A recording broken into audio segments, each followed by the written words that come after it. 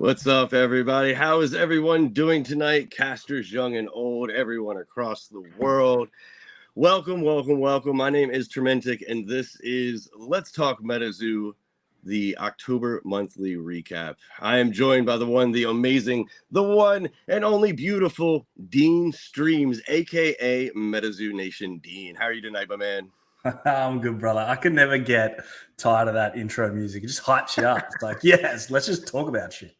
All right, like it always mutes the camera automatically or whatever when it starts playing, and I immediately am like, nope, unmute, and I'm headbanging in the background. I love it. Like, Mothhawk did such an amazing job with that intro. Like, huge man. Shout out to the Mothhawk for that intro again. Absolute shredder. Actually, maybe for the final one of the year, we should get him on for like the live and just get him to shred it live for us. Oh my god, dude! If you haven't had a chance to go to his YouTube channel and check out the Nightfall cover that he did for the Nightfall. Yeah, I've seen it. Be really. Oh, we could have an entire just interlude of nothing but Mothhawk. Needs to happen. Needs to happen. Yeah. But yeah, welcome. We have a ton of stuff to actually talk about tonight. Welcome everybody into it as well. Everybody in the chat. Of course, if you guys have any questions or anything while we're doing this, leave a comment down below. Let us know, and we're gonna just jump right into it. First thing we have is the fan art teas that they gave us early in the month. Right. I don't have any. I can't upload them across, but I can actually show you here on the screen a little bit. That's the Mongolian Deathworm. That's right there. Then we have a full hollow bunny yip right here as well too. The bunyip, another Aussie cryptid. Love that. That Mongolian Deathworm, though, my guy, like it's ridiculous. First off, I think it's going to officially be the third beastie to actually have self-destruct, potentially. Because the arena effect says if you control 5 or more beastie worms, this beastie has, not self-destruct, sorry, destroyer. This beastie has destroyer. If you control 7 or more beastie worms, this beastie has immortal. So worm decks are about to get ridiculous. Yeah, because they needed a buff already. Right? I'm not looking forward to this like, oh my god, like on top of it too, its normal traits are what? It has burrow, it has stone skin. I'll be honest, I can't remember what that last one is right there. But it's a beast. It's a beast. Like I can't wait to see more of it. To bring it up as well again too, since they were actually delayed. Andy did say that they are going to be throwing another card inside of the pack. We don't know if that means it's going to be another fan art card, or like I've been speculating, potentially might be a code card. Like we don't know, but I know I love that idea of it. Actually, we love speculation into it. We love speculation. It's going to be a 6 set though. I'm assuming by the way that the packs are done, because it was a couple of cards per pack and 2 packs per blister, that this time around it might be a larger set, that everything, well, the gold ones all have full hollow, reverse hollow, non-hollow. And then obviously the silvers with reverse hollow and non-hollow, and so on down the line, to make the set a little bit larger. Otherwise you could probably do it in a couple of blisters. Oh yeah, well there's a base set of 30 cards I think inside of it. So let's just say, for example, they do a non-hollow, reverse hollow, and a full hollow of each one. That's a 90 card set right there. So I mean, I think you're right on the mark with like somewhere between like maybe 70 and 90 when it's all said and done. I can't wait to see some of the other ones too. Like that was the first example we had gotten of any of the attacks. We already know what the art is. We covered the art a couple months ago actually in the recap. But yeah, man, like that worm got me excited for everything else that's coming out with that set. Yeah, it's going to be good, and it's going to be soon. You would assume we saw that tease of the uncut sheet like what, 2 or 3 weeks ago. We know it got delayed from last month to this month. It's the 31st of October today, but you dare say that they'll probably be ready to ship in the next week. You'd think. Yeah, and that's the thing. I don't know if they've actually given us a ship date on those or not. I know that we should be getting them sometime, I think within the next month though, but I don't think we have a set in stone actual ship day.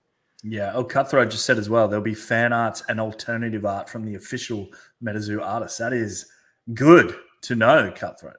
That's for now. Are the alternate art and official MetaZoo artist cards, are those actually part of the 30? Do you know that, Cutthroat? Or are they actual additional cards? Like, are they secret rares? Are there a couple of star rares in there? Or are they actually numbered in that set? Actually, Oh can we wow. see on the cards that you just saw before? Does it have a number down the bottom in the bottom right hand corner? Yeah, Bunny Yip is 1 out of 30, and then Okay. Mongolian Deathworm is 5 out of 30. So then you would assume that they're still going to be numbered the same. It'll just be a different artwork. Oh, okay, that makes sense. That makes sense. No, Steve, I did not see the ASMR video. I heard know about what it. you're talking about, though. Yeah, briefly. Haven't seen it, but I heard about it. Because I know that who knew people were so into like the sound of packs being opened. Bro, like I thought it was just like eating cheeseburgers and stuff. I thought that's what people were into. Like, no, it's all, dude. It's like this, like all sorts of, like my wife actually listens to it. I can't listen to it because it's such low. A lot of it's so low pitched that I struggle to listen. Like I'm straining myself to try to hear it, and so it actually honestly gives me a headache. But yeah, ASMR is like ridiculously huge. You ever want to start a successful YouTube channel, start an ASMR YouTube channel. It sounds like that's the go. Yeah. And I mean, honestly, it's like, all right, cool. I'm going to just pick up random stuff and do things like this. And like, it's mind boggling, but yeah, I have not seen it yet. I do want to check it out, Steve. Next thing on the list is the introducing of Rock to us, the new manga artist. He was one of the ones that actually submitted stuff in order to try to work with MetaZoo in order to actually bring the manga to life. And they introduced him, I want to say, right on early in the month. They actually showed, I believe, a panel. I'm not sure. I can't remember if the panel was his submission or if it was actually something he had been working on with them. But it got me really excited because it was the fight between Sam, the three bullies, and then when Adam comes in to actually save Sam. So like, hit right in the right spots, like right spots, like right in the feels, man. It's a good part of it. It's a good part. Oh my god, I can't wait for that manga. Like I cannot wait to. I have a small little snippet that I put on Instagram, I believe, with the one panel with Injured Cold on it, and it was so much fun voicing that and figuring it out and getting the panels right to like zoom in or come down and things like. I cannot wait for that manga to turn it into videos. We did get an update actually about that, I believe, at New York Comic Con as well, too, where the first issues of the manga, I do believe, are supposed to be out by the end of the year. I know that about a month ago, or a month and a half or so ago, when Mike was doing the last MetaZoo hour, he was toying around with the idea of the book release or the manga. The book, because of it being more in-depth, being able to actually develop the characters more. The manga, though, because it would lead to a TV show way quicker. Because, I mean, you can literally just take some of the panels and just directly animate based off of those. I don't know what the status of the book is yet, but I do know that I'm pretty confident that I do remember them saying that the manga should be available by the end of the year, which is really, really exciting because the manga is like, I love the original comics. I love the story that Mike was actually telling with that, but having the visuals with it is something that's going to just bring it to that next tier, in my opinion. And if you can't do the full in-depth, complete overview book style, the manga is the best, in my opinion, next. Manga will lead to an animated series faster as well.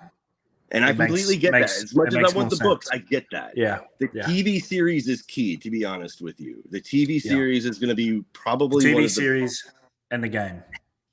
The TV series, honestly, in my opinion, will be the biggest thing, the biggest, like, I don't want to say hurdle, but the biggest thing MetaZoo needs to do in order to actually reach that like pinnacle of brand awareness. Just because the number of eyes that will actually see it. Sanrio is a really close second. Like the Hello Kitty stuff that they're doing right now is a really, really close, like at that mark. But the TV show is just going to be a completely different level, in my opinion.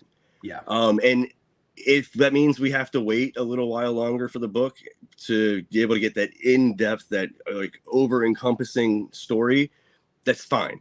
Coming from me, even as the lore guy, I'm completely okay with that because, again, right now what it is, it's all about bringing the awareness of the brand and getting more eyes on it. If the manga is going to do it, I support it. Um, I agree. And I like that point as well that a busload of bees just made. I hope the manga comes with a Japanese card. You would assume that based on the early comics, they always had promos in them. So mhm. you would assume that there's probably going to be a card in there and a Japanese promo. I mean, why not? Why not? If they're That would printing be Legacy actually in really Japanese, cool. makes sense. That would be actually really cool. But see, yeah, because we should be getting Japanese cards with Legacy, I believe. That's We last should year, be. correct? Yeah, that's what they Yeah. said. So that would line up. Okay, that's actually a really cool point. A busload of bees. I like that. A busload of bees. I love that. That would not be an exciting time. That would not be. There's no bus that I want to be in. By the way. Unless you're a bee, then it'd be a good bus to be on. Yeah, I suppose. Or you're like you love honey. It's true. It's true. Hey, I mean, I do like honey, but I don't want to. Next thing they actually teased us about was the 3rd anniversary Ding Bell promo, which I do have a picture of again that I can show you. And what's so awesome about this is that it's a direct tie to the old school Birthdays Pikachu. Yeah, it's cool. Where you can, I'm not even just down to like the name, like you can actually write blah blah blah's Ding Bell, but even down on the date of birth and the GPS, if you look down there, that's blank as well too. So you can put your own birth date and where you're actually from on there. Love it, and I believe that's the promo that actually comes with the 3rd anniversary bundles, which should be coming sometime soon. I think they said that one would be randomly inserted into certain bundles, right? Oh, okay. It's not like it's not the guaranteed promo that comes with it. I think they said they'll randomly insert that one into bundles that were bought during the birthday week. I love that. Oh, that's cool. I wonder if they're actually going to release it somehow, like in the marketplace at some point too, maybe after the bundles or something. Yeah, I don't know. I hope so. I didn't buy any of the anniversary bundles. I don't know what I was doing. I must have been walking the cat that day or something, but I missed it. Somehow. I grabbed that and the Dark Tower bundle at the same time, pretty much just for the promo packs. Right. Fair. Good promo packs. So I'm looking at the ability on it too. It says contract. You must sing the phrase "Happy Birthday" to Zoo twice. If any opposing caster sings along with you, all casters that sang bookmark 3. That's huge. That's huge. 3 bookmarks, like 3, right? And then its ability says birthday sparks. If it's your birthday, automatically inflict paralyze on target beastie in combat. Not bad either. It does have fleet, so just saying, like a Ding Bell decks, man, Ding Bell decks. Yeah, because again, they need a buff, you know. So worms and Ding Bells, man. Nobody nobody plays those. What are you talking about? I love the flavor text on it too, because it says only 27 more years until you can contract 30th anniversary celebration, unless. And I wonder what the unless means. Yeah, there must be a loophole somewhere, right? Right. I'm excited for the other promo though that came with the bundle that actually activates all 4th wall effects for that turn. Yeah. They're always the anniversary promos, like 1st and 2nd, and now obviously the 3rd one. They're always very, very useful. That's gonna be it's gonna upset so many people when it's like, oh, that 4th wall that can't ever be active. That's not, and then you use that card. Like, gotcha. Pretty much. MetaZoo actually made an appearance at the Van Meter Festival as well too. I know that they had the big old inflatable moth and the van out there. It's really nice. It's good to see MetaZoo going to some festivals as well, besides just like the Collecticons and the bigger cons and stuff like that. And I know that was one of the big focuses that they want to do for next year is actually go to more festivals like Van Meter, like Mothman, things like that. Versus, I believe, going to like the Collecticons. They are still going to hit the bigger cons like San Diego, New York, things like that. But I love that refocus of the smaller festivals, the more cryptid, like specifically cryptid festivals, like Loveland, the Loveland Festival, things like that. Like I can see how both MetaZoo and the festivals themselves can use each other to kind of grow. And again, always go back to that brand awareness to actually bring more brand awareness to it. And it'd be kind of cool to actually see if like over the next like 5-10 years or so, you start seeing more of these cryptid festivals actually pop up to more obscure cryptids or something. whether MetaZoo helps them or not too, because again, the more people that actually start seeing the franchise, start seeing actual cryptids, I can see how cryptids as a whole could become more popular. Yeah. Like as the book, the manga, the game, and stuff like that, actually the client, all that stuff come rolling out, and more people actually see it. I can see how cryptids could kind of become more popular. So it'd be interesting to see if festivals actually pop up or whatnot. You can Is the Van Meter one like? Are those other festivals as big as like the Mothman Festival is, or is it like, the Mothman's the Mothman? Everybody knows the story. There was a Richard Gere movie made about it, right? So I don't know the numbers off the top of my head for like Hodag Festival or Van Meter. I know that they're pretty decent. I don't know, like Mothman. I don't know the numbers because like Mothman actually was pulling at like last year. It was somewhere around like I want to say 18 to 20,000 people. This year, I think it was somewhere between like 22 to 24,000 people. Yeah, right. Fuck. So I don't know if like Van Meter and like I know like the Squonk Festival that they had for the first time this year actually didn't pull those type of numbers. I'd be interested to actually look at that though. That's a good question. It's interesting to know. We don't have any of those sorts of festivals down here. We have like food truck festivals. Music festivals. there's no cryptid festivals or anything. You know what I mean? You're gonna have to start the Drop Bear Festival, man. So the MetaZoo comes over there. Yeah. I'll do it. I challenge you to make the Drop Bear Festival happen next year. Yeah, it'll just be a bunch of tourists walking around looking up, going, "Where are they?" That's what and then what you do, you actually get some like stuffed or like plush koalas and just put them up there. So every so often they'll just fall down and be like, I got it right there. Yeah. Actually win a prize if one hits you in the head.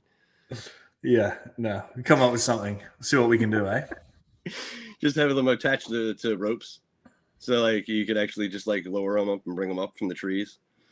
Yeah. And those other plushies dropped as well, right? Where that's actually the next thing I wanted to talk about. The alien plushes.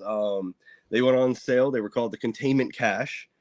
It basically came with one plushie and a corresponding card for it. To show you this right here, there were different variations of the actual beasties as well too. I'm not sure that I don't think they showed us any of the cards for those.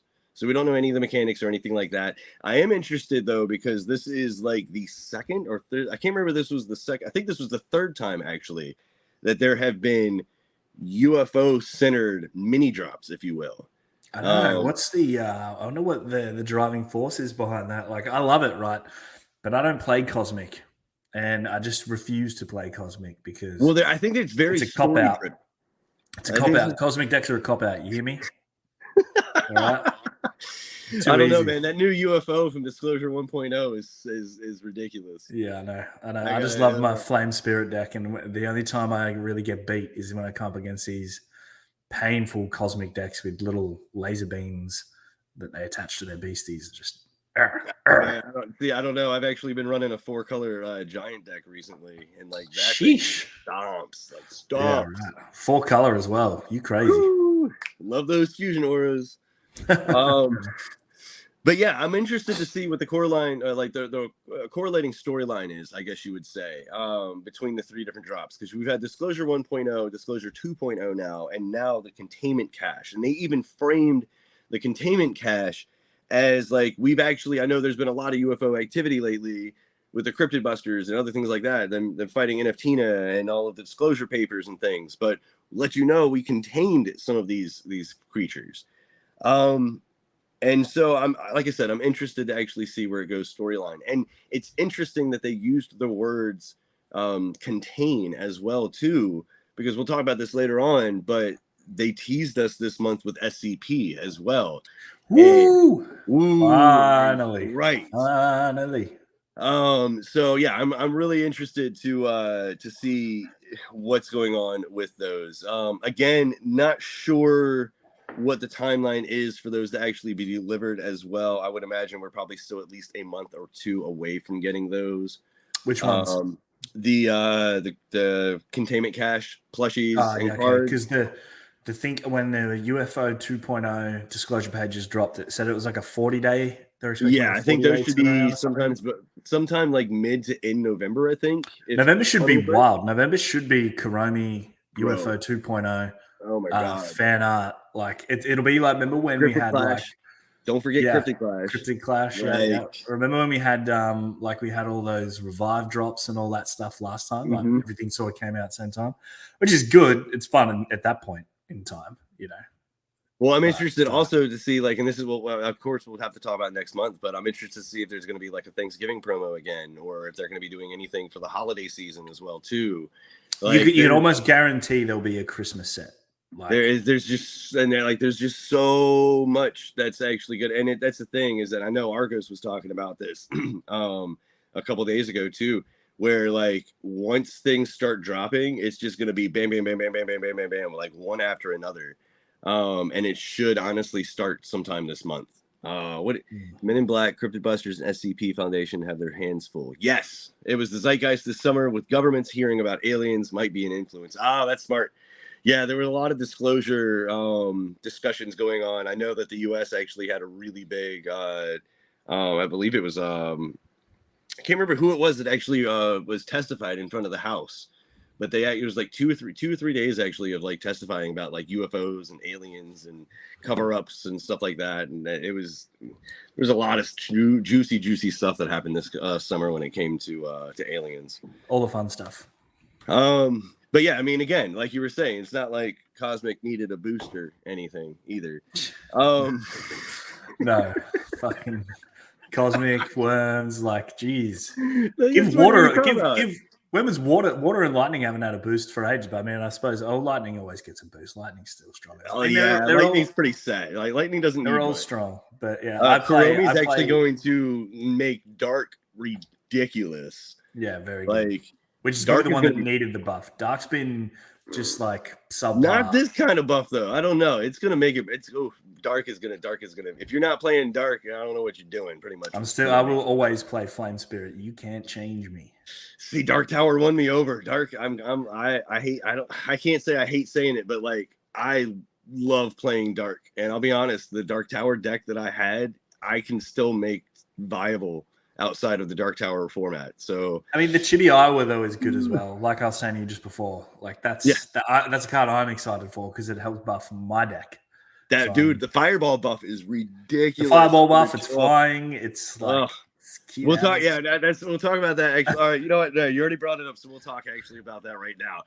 The Chibi Iowa plushes started to ship. People started receiving them, I believe, early last week. They look adorable. Like they came out way better than I was anticipating. I'm excited to actually to see mine once it actually gets here. But those cards are all ridiculously playable. Yeah. Yep. I mean, what is it? I think the ability is when it dies, you can all Iowa dragons cost 2 for the rest of the turn, like 2 flame aura, and then it makes every fireball that goes off 50 damage, I believe. 50 instead of 25. Yeah, it's a banger. I'm stuck between a rock and a hard place because I want to grade like the set of the promos, but then I need them. Nope, you need to play them. You can't grade them. You got to play. If you want to grade some, you got to buy more. You got to play. I think what I'll do is I'll just I'll wait for other people to grade them, and I'll buy them graded, and I'll just use mine. Do it that way. There you go. But yeah, no, I'm excited. Like I said, to actually see them. I have so many plushies too. I need to actually do a video showing off all the plushies because I have like the Dark Tower plush now. I have the Golden Bear plush that I got from Rusty Ranger. I still have the Fire Rabbit one. I have the Iowa one that's coming to me. I'm going to have to just do an entire nothing but plush. You got them all. I've only got the Valentine's Mothman. That's the only one I don't have, honestly. I don't have either of the well, that's the best one. So you need that one. I don't know. I'd say the best one's probably my Cumberland Egg because that was the first one I actually got at Collecticon last year. Yeah, nice. It was a special place in my heart. Yeah, I remember that day actually. I remember people getting those eggs and they were on eBay for like $500 within like a couple of minutes. And that was selling because it was like the first serialized plush and people just going absolutely mental. Yeah. I could see that. I could see that, especially probably for the lower one, like the lower numbered ones. Yeah. So yeah, I'm excited to actually see the Iowa Dragons. You can definitely see them. The people have been posting all about them. The next big thing, honestly, we got to talk about is New York Comic Con. And this will take up probably most of the rest of the stream. We have a couple other points to talk on, but I mean, we do, and I did find a few others. I know you asked me beforehand, and I didn't bother looking, and now I've looked, and I found a few others that we can touch on at the end. But yeah, NYCC was just a monumental event. Like, and first off, huge shout out to Reverse Hollow Guy. He saw the breakdown for September last year, and then afterwards actually reached out to me because he was not going to be able to go. And so him and I actually worked out a deal where he actually traded me his Sunday ticket. So I was able to actually go and get footage of that. Nice. The Cryptober cryptid videos have been taking over my life. I'm still like probably 5 behind. So I haven't been able to work on the Dark Tower video, the New York Comic Con video, or anything like that. So I apologize to everybody. I still have a backlog of stuff I need. I have a video about the second language actually being deciphered that I need to get out even. But yeah, the Cryptober stuff is taking over. But thank you to you, my guy, for the trade. I was able to get all sorts of footage and everything like that. I was able to document all the chibis, and I was able to get footage for the Cryptic Clash Client 2.0 alpha that they were actually doing at New York Comic Con as well. Which you got out. You got that video out already, which was awesome. It was really good. That was super easy because all I did was I just recorded it while I was playing, and then I just added a couple things to it, uploaded it, and then boom, just uploaded that. Right, I don't have to do any real editing to it.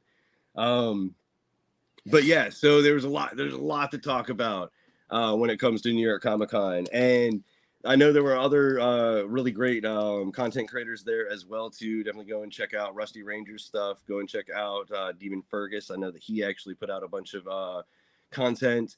I know I remember seeing the Lads of Loveland there. I actually got to stay with them in Jersey. That's who I stayed with when I was up there. So shout out to IHC. But yeah, just there was tons of different community members there. Like it was great. It was overwhelming. Like everybody kept asking like, how was it? And I kept telling everybody, you kind of need 2 days. I got everything I needed to footage wise, but there was so much that I missed because of running around like crazy doing this, making sure I got footage of this, the huge eBay display of all of like the old stuff like Kickstarter boxes and samples and things like that. There was the ring was in there. I saw that. That was surprising because I think it was been speculated on its existence and the card and things like that, and to see it all actually on display was pretty cool. Well, we got the name of the card too that again I haven't been able to put out the Dark Tower video, but Andy actually teased us a Dark Tower actually with the card that was based off the ring, and so it is the Headcaster's card. You can only have the Headcaster card if you are a Headcaster. Like that's the only way you can actually play it from a spellbook. Super broken. Like super broken, but as it should be because as a caster at that caliber, I mean that it makes sense. I still stand by my statement though, where of course you're a Headcaster, Ben. I love you. I stand by my statement where I feel like one of the rings is still a redeemable maybe from Seance.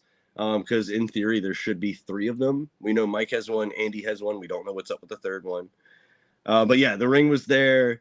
We got to actually see the old business cards. The sample Mothman was amazing. Oh yeah, the prototype Mothy. And 2 of them were actually there graded. Both of them are actually extremely miscut. But yeah, it was cool. It was actually, they had like a pin from Pin Collection. They had other stuff in there, kind of going over all of the different collaborations that MetaZoo has done throughout the years. I can say that now because it has been years. That's awesome. Yeah. So first thing was the biggest thing, honestly, probably at the convention when it came to MetaZoo and the Sanrio stuff was the collection box that I believe it was Mike, Andy, Bailey, and Afton actually did the eBay live, explaining what was in the box, showing the box off. You could actually see the eBay live booth actually in the eBay section. And in essence, pretty much what I believe the collector's box is 2 of the Kuromi Cryptic Carnival booster boxes. It's a set of special dice. It comes with a special coin. I can't remember if there's actually sleeves or not in it. There is. There is. Okay, there's special Kuromi sleeves, and then it comes with those exclusive 3 promos. That's it.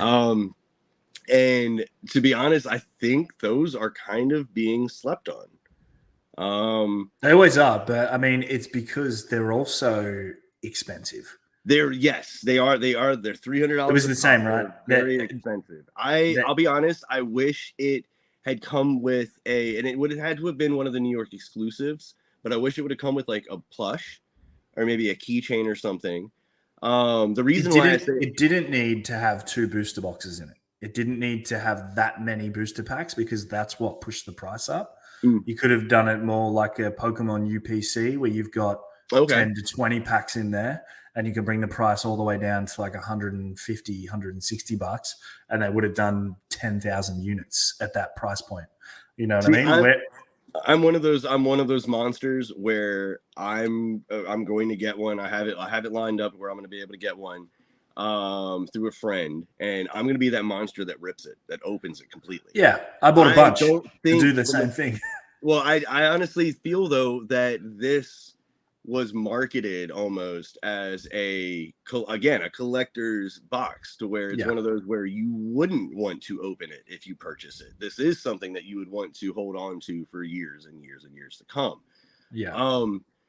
I think that's one of the reasons why they didn't sell as many as they actually had anticipated, was because, again, I look at this type of box as a collector's box. This is something I'm going to buy and put on my shelf. Yeah. But me being the content creator that I am, I'm going to be that monster to just like rip it completely apart. You got to buy 2. That's why you need a minimum of 2, so you can rip one. No. Because the only thing, and I'm very religious about this, the only thing I keep sealed is my CN1 box. Everything else is open hand. I will. Oh, except for I do have a crazy here. I can show you this. I won't open this. I actually I might have just spoiled my thing. I want to kind of get the team to actually sign this. But check it out. It's shifted on the print. It's an error pack, yeah. Yeah. That's cool, man. That's cool. So that's the only other thing besides my CN1 box that I won't open. Yeah. Ben actually made a point, and I reckon we just add that to the notes and chat about that at some point. Okay, yeah, Ben, for sure. Make sure we don't let us forget about that. Don't let us, because it'll be a good one to chat about. 100%. So yeah, that's my thoughts on the collector bundle. It's not that it was a bad idea. I think the price point was a little high. I think it needed one little extra thing, honestly, in it to actually to entice more people at that price point. You know what though? It wouldn't surprise me, knowing MetaZoo, that if it has something extra in there and they haven't said it. But again, I mean, I've worked in sales for almost 2 decades. If you want to push more of something, then you've got to have, the price point is the start point, not necessarily 100% exclusivity. But I think they sold enough to where there'll be some that are open and some that won't be. And then, it'll be a genuine collector's piece because there was only so many made. It'll just continue to, rise in value as you would expect a collector's box too. So. Well, see, and that's what I was going to actually say, was that I wouldn't be surprised if when that collector box comes out, it automatically almost maybe doubles in value because of the fact of there being so few of them. Yeah, and it should be a month after the initial Kuromi release as well, right? Based on delivery times, still not really clear on sort of that stuff, but it looks like Kuromi's out 15th or 15th of November, and then the collection boxes early to mid-December. Yeah, from what I've gathered, you're right. From the way it reads when you look at, TCG Player or your order receipts or whatever. And again, a lot of that, I believe, is at the discretion of Sanrio. Like, I believe. Yeah, they're calling the shots. They're calling the shots 100%. You've got a company that owns the second biggest IP in the world. They're just going to hand it over to anybody, right? Like, you've definitely made it's good that you mentioned that, because Sanrio will be calling the shots on what goes where and how it's released and things like that. Even Kuromi, Crypto's Carnival, right, was an exclusive release to the US. So, you can't, there's no distributors or anywhere selling it elsewhere around Australia. I had to utilize one of my connections within the US to buy a shitload of product that's going to cost me an absolute fortune to ship down here to Australia just so we could get it, because it's not coming here otherwise. Well, and that's the other thing too, is that I think that's one of the reasons why it took us a while to actually get the official street date for Sanrio for Kuromi's Cryptic Carnival, was because it is coming from Hello Kitty. It is coming from Sanrio. It's not coming from MetaZoo proper, I believe. And that's speculation. I don't know if that's actually how it's working. That's just speculation. Speculation, which we love. And I agree, Mothhawk. I mean, we kind of sort of mentioned that if it was blisters or a spellbook type product, it would have sold like crazy. But obviously, that wasn't what they were trying to do. They wanted to create a premium collection box, and they have. But if you're talking purely on the number of units sold, it was limited to the number of units sold because of the price point. There's no other if, buts, maybes, or whatever's about it. Like, absolute, that's just what it is. But again, though, saying that, look at like the Bear Walker skateboards, for example. Those had a really high price point as well, too. And then now secondary, like they're way more than, especially if you get like a moth or something like that, or a frog, they're worth way more than what initially were sold at. Yeah. So I think, like I said, I think that is one product that is kind of was kind of slept on. I don't even know if they're still available, honestly, on the eBay store. But it was exclusively sold through TCG Player and eBay. And I'm excited. Like I said, I'm excited to actually rip it open like a monster and actually see what it's all about. Are you going to do that? Are you going to do that and put it on the channel? Yeah, 100%. 100%. Just the same thing as like whenever there's ever a new release, I'm going to open up as much of it as I can on the channel just to get the cards and stuff out there. Especially, like, I don't know how much the Kuromi, like, I don't know how much the Cryptic Carnival story is going to relate to MetaZoo proper storyline. I know that even if it doesn't fully, there'll probably be a couple Easter eggs or so like that actually in the set itself proper. But I'm interested to see if there's any sort of like overarching storyline in the Kuromi's Cryptic Carnival set, and see how it would. Because I mean, like, I don't know. I feel like it is a core set, yes, but it could have its own like little side story. Like, you know how like again animes, they'll have like a full arching season, and then they'll have like 5 or 6 episodes in between the next season start. Yeah. I kind of feel like that's what Kuromi's Cryptic Carnival is. It's like those 5 or 6 episodes before it gets back to the second season. Yeah. And that's something too. Yeah, Mothhawk, I was just about to bring up. Claire's and Hot Topic getting this product, then being able to sell it in stores is huge. You know what I reckon? That enough. Yeah, you know what it'll be? It'll be, we saw later on again the couple pack blisters, like the blisters that they have, at Target and Walmart and things like those. I'm assuming those are the products or the SKUs that will go to Claire's and Hot Topics. Honestly, I'm not sure. It could be blister packs. It could be, honestly, I don't think they would actually sell booster boxes, but they could be selling packs. Yeah, I reckon it'll be those blister packs. That's what it'll be. So I'm just excited, actually, and I talked about this when they revealed that Hot Topic and Claire's were going to be carrying it. I'm excited because so many people that go to those stores, specifically Hot Topic, and this is coming from somebody who used to go there as a kid. I still go there, actually, honestly, time to time to check for pops. So many people who actually could be interested are probably interested in cryptids. And it could open up so many different avenues as well, too, outside of the Kuromi Cryptic Carnival. I mean, t-shirts and sweatshirts and actual MetaZoo other swag or figures. I mean, there's so much potential. MetaZoo and Hot Topic specifically are a really, really great pairing. Claire's, on the other hand, is just as exciting, in my opinion, because of all the accessories that Claire's sells.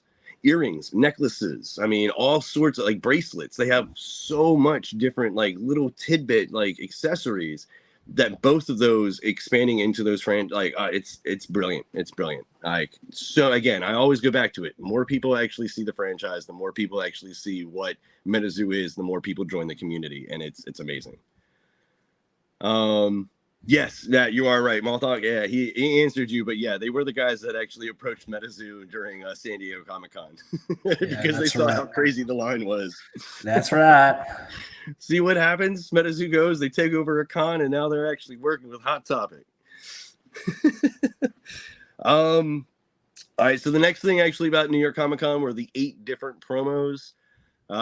They came in full hollow and reverse hollow. I have a handful of them. I don't have all of them.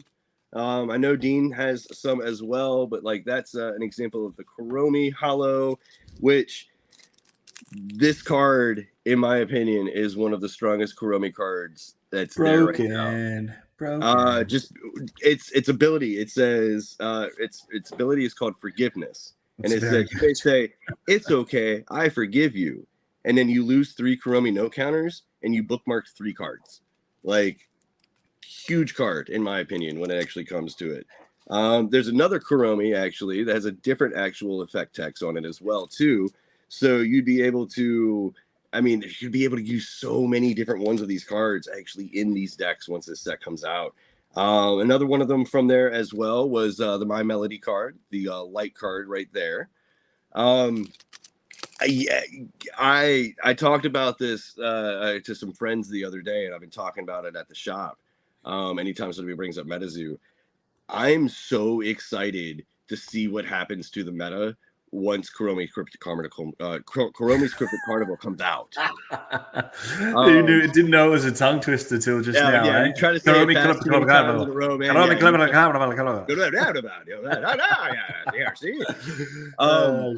so excited to see what happens with the meta though, because the Kuromi note counters, the new mechanic, it's going to change a lot. Draw cards, get rid of cards, counter stuff, do this, do that. It's going to take over the meta, and it's going to be ridiculous until Legacy will come out. Yeah, and that's what, and to say to Mothhawk, that's why I reckon there'll be those like 3-pack blisters or whatever that they do sell that we saw a glimpse of somewhere. Maybe they're 2-pack blisters. I can't remember, but yeah, keep it cost effective so people can go, I've never heard of this before. They're not going to want to spend $150 or something on something they've never heard of, right? You always start out with a couple of loose packs or a blister pack and crack it open. So that'll definitely be the road they go down. I think those 3-pack blisters are like they're usually retail for like $12 or $14 too, so it shouldn't be that bad. Yeah, it's all the other people that go to Walmart and Target and buy them all off the shelf and then sell them for double and whatnot. Hey. All right, talk more about Kuromi's Cryptic Carnival. I got to grab my my cell phone charger real quick. Yeah. Well, I mean, what else haven't we covered in regards to Kuromi's Cryptic Carnival? I really want to talk more about the M2 P2 boxes because those cards are sick, and I actually can't wait to get mine. And huge shout out to Mama Heiss, one of the owners of IHC and the lads of Loveland Lads. She actually grabbed me a box at the con. So again, with the backlog of videos, I haven't had a chance to actually do the unboxing of that. I have looked inside of it just because, like, I had to. Of course. Because you want to over to one of those God boxes that have all the promos in it. Right. Which I'm playing that one of the 3 that I bought has all the promos in it. But I plan on actually trying to get that out maybe sometime this week. I actually want to also take the energy drink. I want to try it just to actually give a little bit of feedback, everything like that, because I know a lot of people actually ordered them over the last week. Yeah, so they're like capsules, right? Like little. Yeah. It's like Limitless. Going to take some before work. Oh, good comparison, my friend. That's underrated movie. Yeah, it's a good movie. It's one of Bradley Cooper's best. But I got footage of all of the different promos as well too. I talked to the actual people who were working the booth as well. They super nice. Like I said, I'm excited to actually, because some of those cards are crazy, my guy. I'm just having this as a secondary Lake Worth monster. Yes. Some of the CM1 beasties, like even like Squonky Boy, like some of those like popular ones, because you and I both are good friends with Chris, and we know how much he loves the Lake Worth monster. Like they've just been starved, of new things to collect. So it was cool to see the Lake Worth in there. Same with the Splinter Cat. I feel like the Splinter Cat, albeit in Seance, and we know the not necessarily easy to pull exactly what you want out of there, but like that's another really good card that, like, again, it now has another variant. So I'm just looking at them now. I love them. And that was the thing actually about all of the promos that came from M2P2 were that they were all legit playable cards. Yeah. I know that my buddy Josh Heiss, he was actually looking for I think it was what was it, Amaguk? He was like, there's like, I need, because he plays Frost. And there seemed to be a really good number of like Frost beasties actually from the MTG. Yeah, bro. Even the Pomola. The Pomola from that is like elite. It's good. It's good. I love it. They used the double art too on them too, where like you had the top beastie fighting the bottom beastie. I know what it was. It was Lakeworth and nah, that was Splinter Cat and what's that guy? Is it some tiger, like some other white tiger thing? It's like the two tigers, two cats. No, there was one too. There was one too that they actually teased us with. I believe that was Lakeworth, and I want to say it was Pomola. Maybe because like Pomola, I think it was the beastie was on the bottom of like the mountain, but then I believe Lakeworth was actually holding like the tip of it. I just thought it was kind of cool that they had the dual Lakeworth and Pomola. Okay. Yeah, I thought it was kind of cool that they actually had the multiple, like two beastie. You put the cards together. I love that stuff, man. I'm a huge sucker for that type of stuff. That's cool, aren't we all? But yeah, so hopefully that M2P2 stuff, especially now that we're getting into November, once I finish all of the cryptid collection videos, because I am going to finish all of them, even though they are going to be coming out late. So you're not going to tell us the two promos that you got? I'm not telling you them now. I'm not telling you. You can tell me afterwards. You can tell me. I'll tell you. I'll show you. I'll show you afterwards. But yeah, okay, I have to keep that a secret. Actually, entice the viewers. Yeah, of course. No, keep them guessing. Who knows? I might play them. I might actually make a deck and use them. Yeah. The next thing I want to talk about is if you were able to submit a card to PSA that was a MetaZoo card, then PSA actually gave you a slab. I believe all of the slabs were the same. And boom, this is what you actually got from your submission. It is a full hollow Kuromi, the one that has the ability where it says if it's October, this beastie has invisibility. If you're wearing a Kuromi headpiece, each time a caster bookmarks due to a page effect, they lose 20 LP and you gain a Kuromi note counter. See, there it is again. For each page bookmarked, this effect does not stack. Now, each one of them, they did not have a grade on them. They were all authenticated. That was it. I believe the card I submitted was, and I didn't get, I'm so mad at myself. I did not get a picture of it before I submitted it to PSA, but it was, I know, right? But it was the Kuromi Bookmark 3 promo that I actually got. I got Kelsey to sign and doodle it, and I submitted that, and I didn't even think about taking a picture of it before I actually gave it to them. And I was like, I reminded myself, I realized it as I was walking away from the booth, and there was nothing I could do because they had a huge line. Shout out to Demon Fergus, by the way, for letting me use his phone because it had reception, so I could actually submit the form online and not have to wait in an even bigger line just to get the form to do the submission. If you can't tell, there's a running theme here. I'm going to be thanking Demon Fergus and Rusty Ranger a lot because they were amazing at NYCC. Yeah, I can. So I'm chatting to Demon Fergus about trying to get me some stuff, and they gave it a crack, but were unsuccessful. But thankfully, I just sat on eBay and spent an absolute fortune buying everything as it went up. I knew you would. You told me. Yeah. I knew you would. I had that feeling you were going to. I even offered. I was like, "Hey, look, I got this." He's like, "Don't worry about it. I already bought it." Yeah, I already bought it for like 3x what you can get one now for. Next thing is the blind plush box. Yeah. I was only able to get one of them. It was kind of what crazy. Was the go with that? Yeah, what was the go with that? Like how were you only able to get one? Like give me the rundown of how it was set up. They limited it to one per day. Originally, One, they were so doing one per person per day. one per person per day, and that was the running thing from the beginning, from Thursday to Sunday.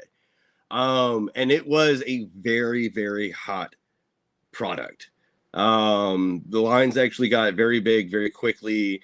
I know that the last day there was actually some guy that actually, I didn't recognize him from the community or anything, but there was some guy that actually was like pushing people in order to get into the line, to the point to where MetaZoo's like, whoa, let's take a step back real quick. Shout out to Andy and Bailey and Fajir, and like they got the situation under control. I can't remember what his name is, but the guy that actually helps them out with events as well too. He did a really good job of actually getting everything under control. They came out and started basically were announcing, okay, cool, we're going to start just randomly picking people in order to come into the line in order to actually get these boxes.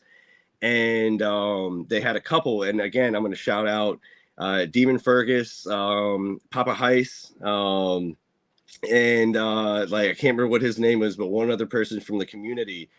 They came out and they were actually doing an announcement about, hey, look, we're going to start doing this here real quick. We got a couple boxes. We're going to throw them to the crowd, and they started throwing them. That sounds like chaos.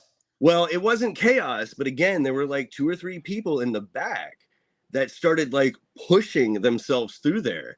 And I remember I was actually standing next to a father with his 2 kids, and it was a really cool moment, because even though in the chaos, I didn't even have to say anything to them, but Demon Fergus and Papa Heist immediately stood shoulder to shoulder with me, and we actually helped stop them from trying to like plow through like this father and 2 kids.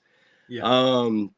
It was nice too, because it ended up that the kids actually got one, and then like awesome. it was a very interesting environment, but at the same time, like I said, you could tell that there were people who actually were like stepping up. They opened up the line actually for promos at one point too, and I remember Demon Fergus, myself, Papa Heist, Josh, and like 2 or 3 other people. If there was a kid like in the crowd or in the line or something like that, we'd yell out to Bailey, because he was the one actually bringing people in. We're like, we got a kid.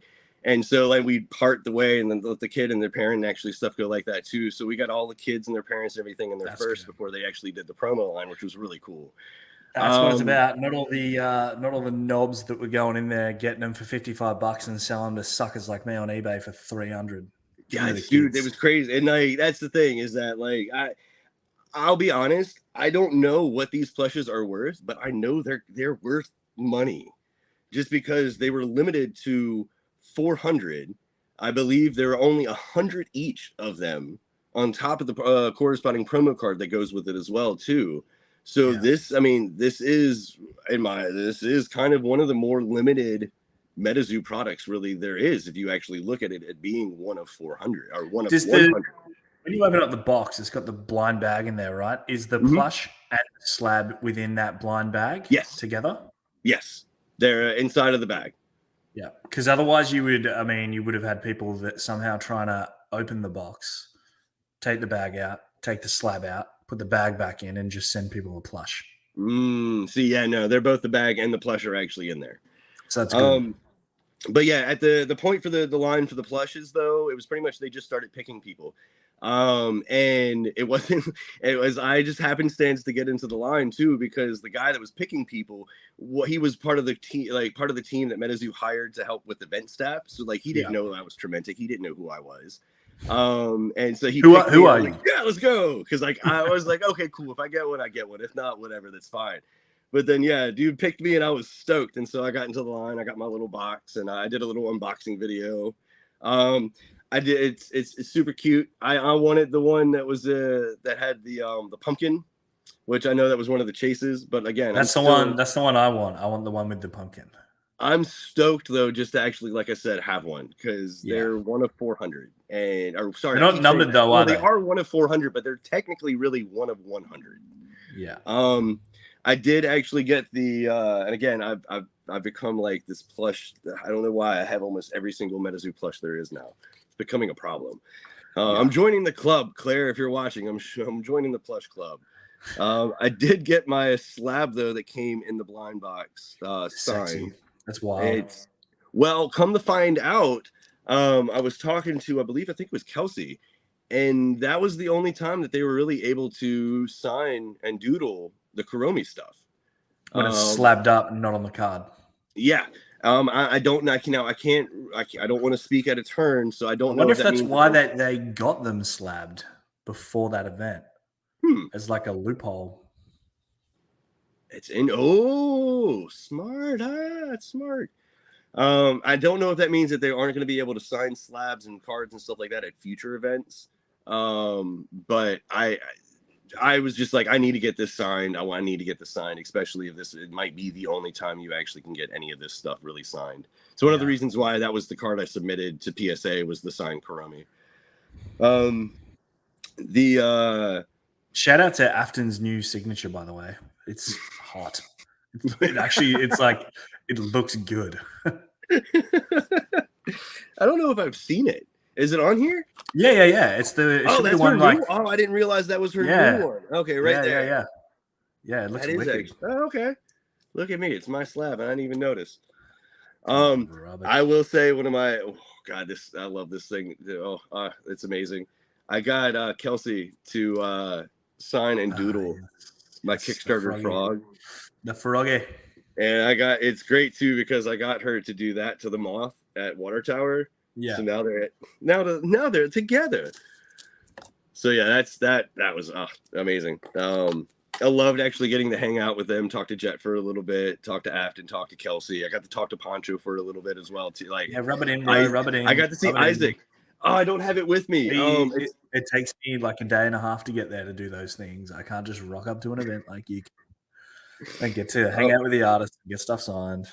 I posted a picture on Instagram, but I don't have it with me because I left it in the car. But I got my Oga pin actually signed as well too by Isaac. Oh, they look cool. He was saying that he thinks it is the first pin ever signed.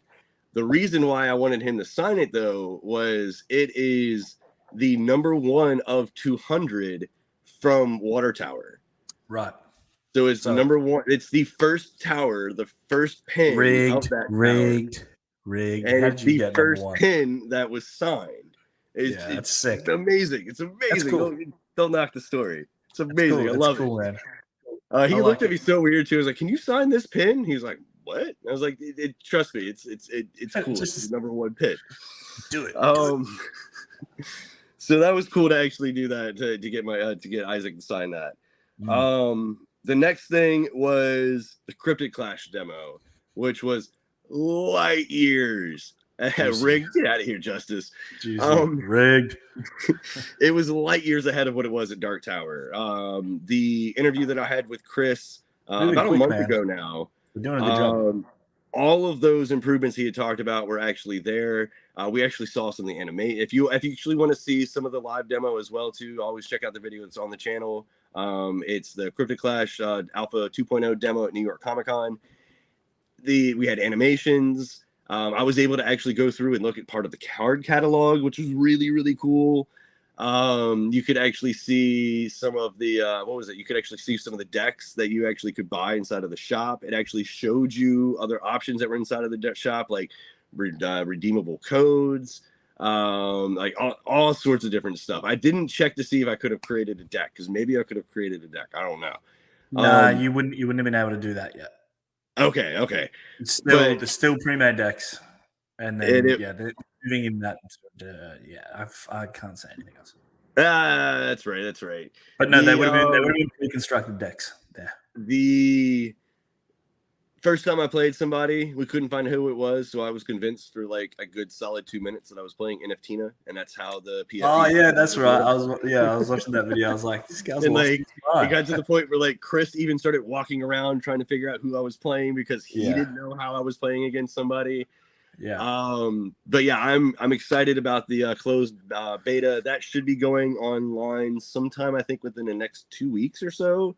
Yeah, I would say mid-November-ish. That's what I'm thinking. That's what he was saying. That'll weeks happen. after.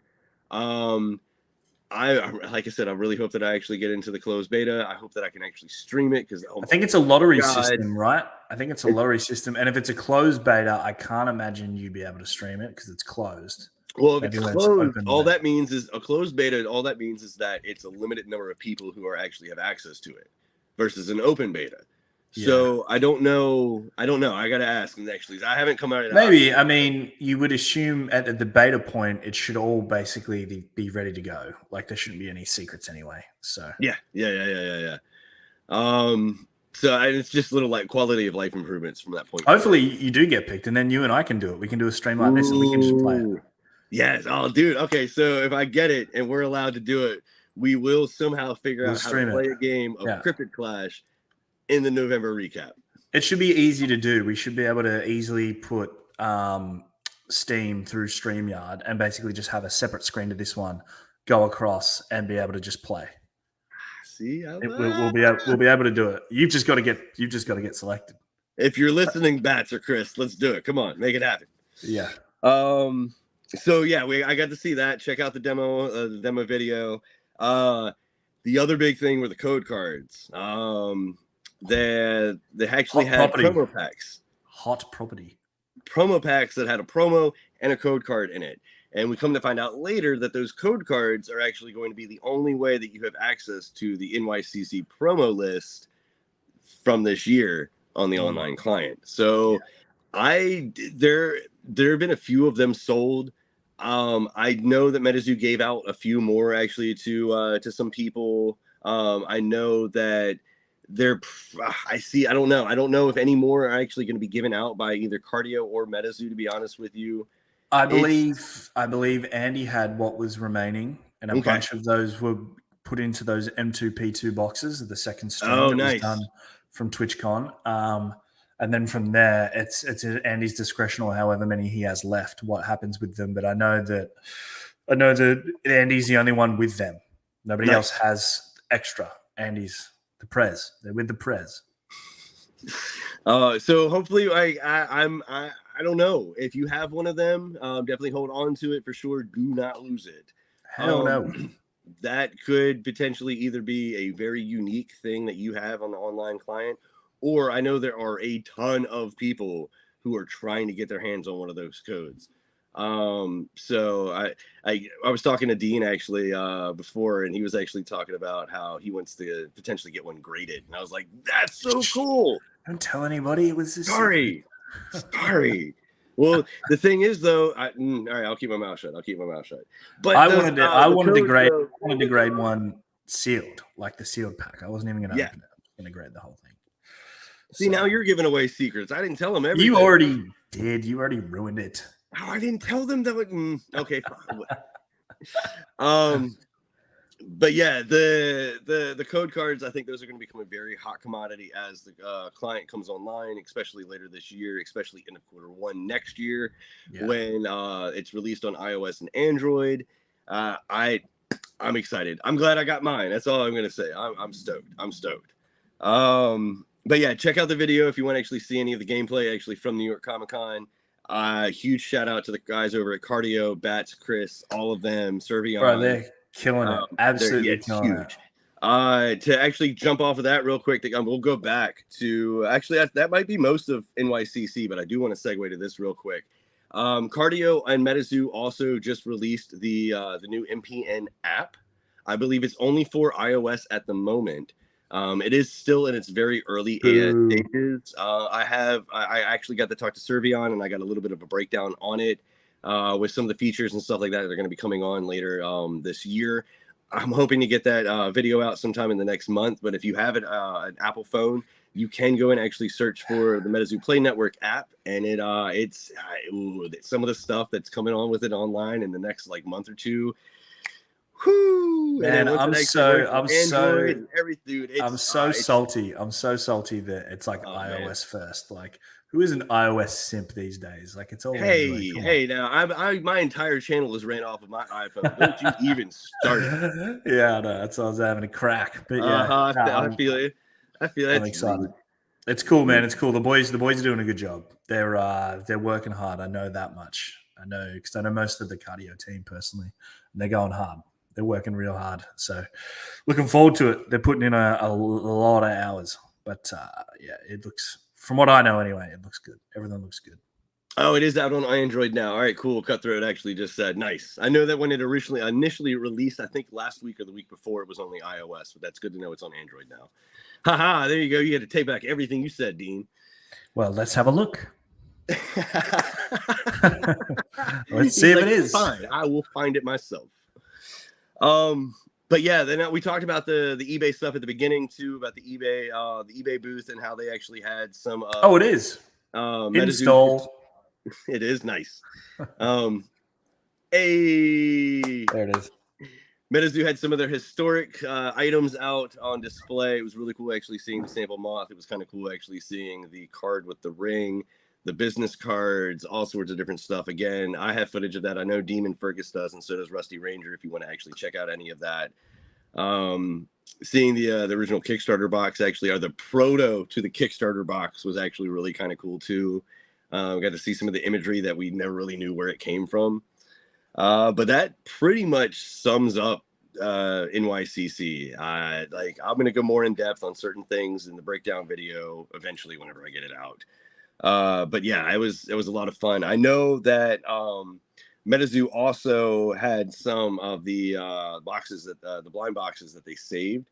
And they started a campaign. I don't know if they're still going on with it right now, but they started a campaign about a week or so after New York Comic Con, where they were trying to tag. They were like, tag your favorite Sanrio or your favorite Hello Kitty content creators, and we might send them one of the blind boxes. Shout out to everybody that tagged me, by the way, in that post, because there were a ton of you legends out there that actually tagged me. So, like, thank you. But we'll see actually if who you actually work for Sanrio. You ain't no Sanrio content creator. Whatever. I'm covering the Kuromi Cryptid Carnival stuff. What an absolute cop out. You could call me a Kuromi content creator because I'm covering the carnival, baby. This guy. Hey, you got to take it when you get it, my guy. Yeah, I will totally take a blind box. That'd be awesome. Yeah, no. Open up another one, and then you'll be able to give my little buddy a friend. Yeah. He's not by the lonesome.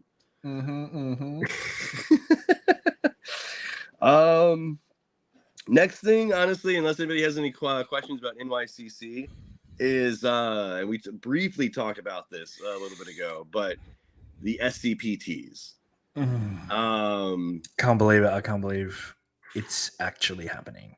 Like, and I'm just gonna, I'm a little obsessed with it right now because there's so much potential with MetaZoo and SCP, in my opinion, because every cryptid, for the most part, has an SCP designation. There's so much that they can do incorporating SCP and the Foundation lore into MetaZoo lore. There's so much that they could actually do with it.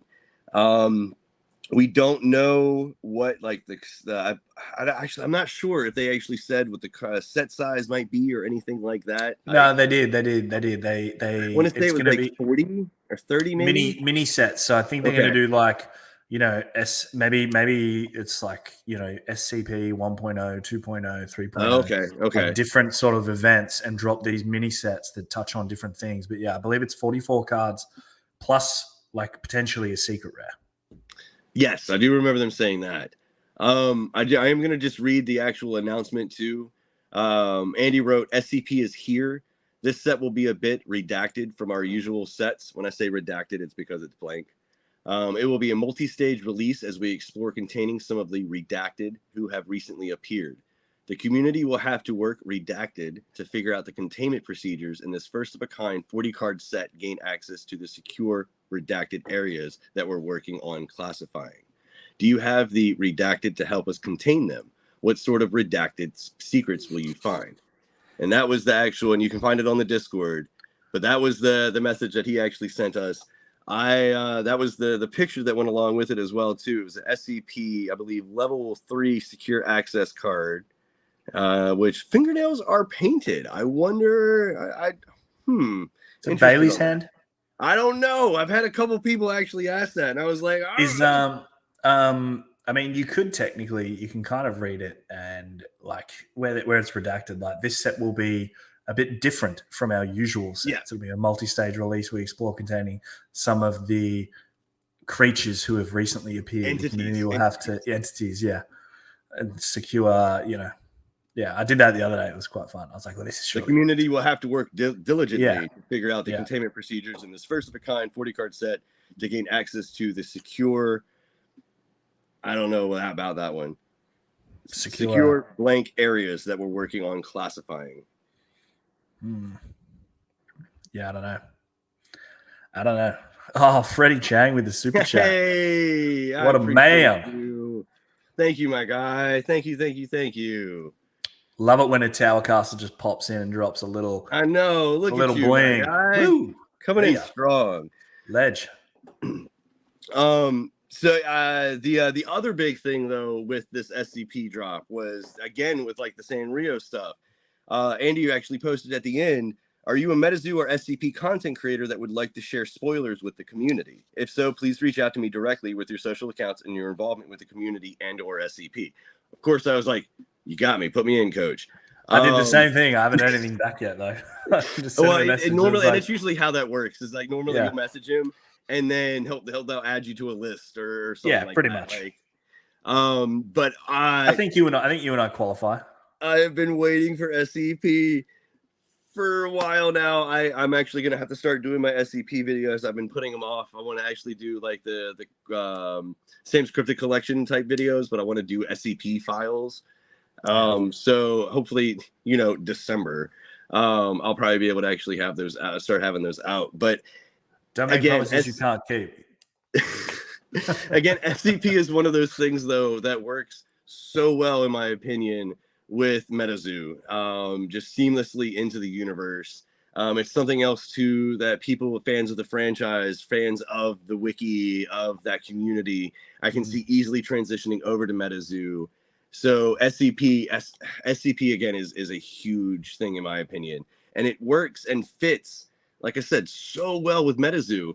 And there's so many TV shows and books and games and board games and other stuff like that are SCP adjacent, which in turn are MetaZoo adjacent, that I see is full melding up. So excited. Don, or what was it? Lord Bulbasaur says, when do you predict animated shorts will drop? If I had to guess, I'll be honest with you, I'm not sure. I in my opinion, again, 2024 is what I would 2024, say. Honestly, yes. Because of the writer strike. And because there's like 8 weeks left in this year, and they no. I think Christmas. Honestly, and this is just speculation, but I do believe the animated shorts were pushed back because of the strikes that are going on in Hollywood right now. It would be hard, and it would also kind of be in bad taste for MetaZoo to get those working and work through them because of everything that's going on right now in Hollywood. So I don't know, but if I had to guess, I would say it's probably going to be sometime before. Well, I'd say end of quarter 2024, quarter one.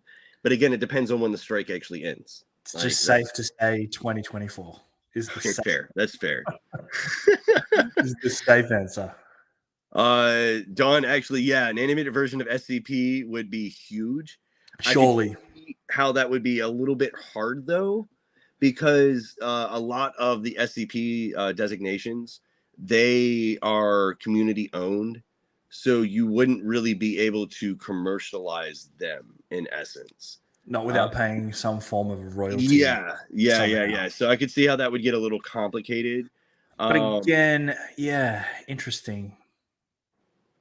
I mean, well, it could. I mean, if they use because most cryptids have an SCP designation. If they used the cryptids instead of fan community created SCPs, 100% could get away with a TV show. But they wouldn't be able to just throw a dart at a board and be like, oh, that SCP, because they might not be able to get permission to use that one. I think, again, that's one of the reasons I'm so excited about this set, is because they deliberately picked the ones that they picked to be able to make it a viable set and to also make it part of MetaZoo lore. So I'm really interested to kind of like deep dive into it to actually see what's actually in the full set. Justice, we talked about this. I believe last I heard, if I remember correctly, we should be getting the manga by the end of the year. But I can't find where I think I saw that. But to answer that question safely, definitely in 2024. I knew you were going to say that. God, I love you. What are you saying? The strike only applies to American companies, doesn't it? If they were teaming with a Japanese or another company outside of the U.S., would that be an issue? I don't think so. But if they were to use American actors, other stuff like that, that could cause issues. I know that the studio that they were in talks with is based out of California, so I want to say that they are probably going with more of a U.S. based production company. Which would make sense and kind of align with a lot of what Mike has said, because he wants MetaZoo to be an American game, like almost like he said, like an American version of like Pokemon. He said that before in the past. So that's I don't know if they would actually, at least at this stage, have worked with like a Japanese studio. America. There was a Cartoon Network show back in the day called Secret Saturdays. That show was based off of them hunting cryptids. They even had a special crossover episode. I remember that show, actually. I had forgotten completely about that. Secret Saturdays. Why does that sound familiar? What happens when you punch that into Google? Oh, wow. That's huge. See, again, like there's so much stuff that's cryptid adjacent that when more eyes start getting on this, when the reach actually starts. Oh yeah, I remember that. Yeah, Doc Saturday, Zach Saturday, man. Drew Saturday. That's wow, Yeah, that's crazy. I completely forgot. Like, yeah, so like that's a great example, Don. Great example. So yeah, that's all I got on SCP for right now until we actually get more information, get more. We don't have any sort of a drop date, we don't have any sort of a buy date, anything like that. We don't know if it's going to be partner exclusive, if MetaZoo Marketplace exclusive. We have no info except for the one tease that Andy showed us the other day, which was amazing in my opinion. Amazing. I want to talk about this for a second too, just because of how ridiculously crazy it was. Shout out to Caster Society, because Caster Society early in the month actually did an epic stream where they were selling CN1 boxes for a really, really great price. They were red ink hunting, and they were successful twice. They pulled 2 red inks in one stream.